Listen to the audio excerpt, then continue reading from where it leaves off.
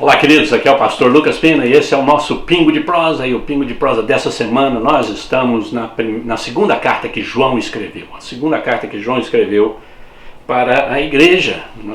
Eu acredito que ele estava escrevendo para uma igreja, mesmo que ele trate a igreja de senhora, né? Ele usa o termo no feminino e a gente trata também a igreja assim, né?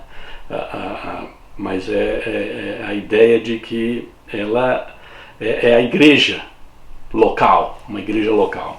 E hoje ele vai falar algo muito interessante, um versículo que nós vamos ver hoje, um versículo muito interessante, muito importante, porque tem tanta coisa importante nessa carta que a gente não tem tempo de destrinchar, como diz o pessoal, né? Todas as ideias, né? Todas as lições, né? Mas algumas a gente tem que tocar nelas.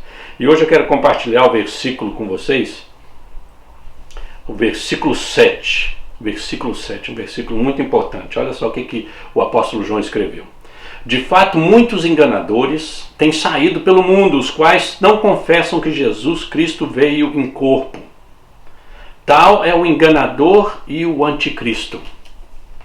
Muitos enganadores têm saído pelo mundo e eles não confessam que Jesus veio em corpo. O que João está falando aqui para a gente? E ele fala assim, esse aí é o anticristo. Pronto, a ideia do anticristo, ele já começou a falar daquela ideia, a ideia do anticristo na primeira carta, e aqui ele vai tratar da ideia do anticristo. O que é o anticristo? O anticristo é o que é contra Jesus, né? O anti é o contra Jesus, né? Que se opõe a Cristo. Ou que toma o lugar de Cristo, no sentido, né? Mas a ideia é aquele que não reconhece quem Jesus é. E ele está falando aqui de uma doutrina extremamente importante para o nosso cristianismo. E muitas vezes a gente vai nas igrejas, a gente não ouve estudos, pregações sobre essa doutrina, que é a doutrina da encarnação de Jesus, a doutrina da pessoa de Jesus, né? Mas da encarnação. Jesus é o Filho de Deus encarnado, ele se tornou carne.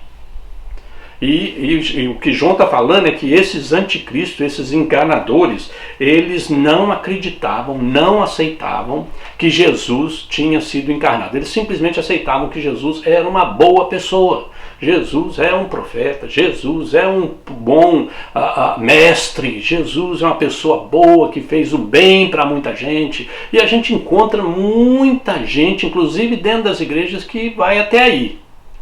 O negócio é passar daí.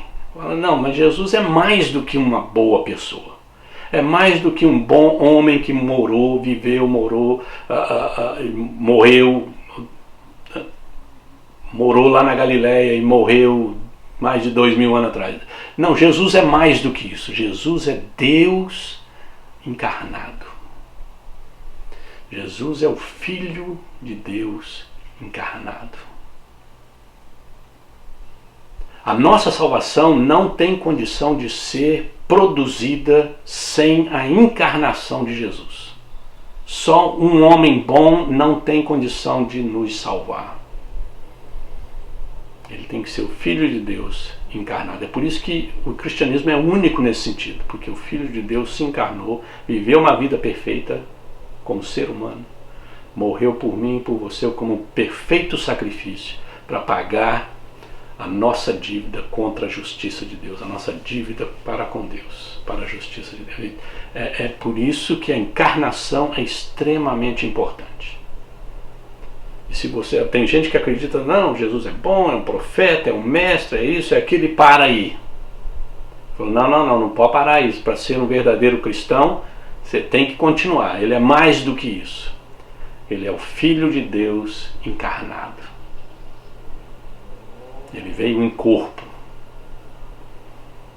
E isso é extremamente importante para nós, porque isso é isso que vai mudar com respeito à nossa salvação.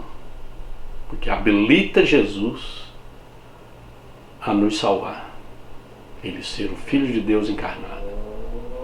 Não só um bom homem. Tem muito bom homem que viveu e ainda vive. Tem muita gente boa aí.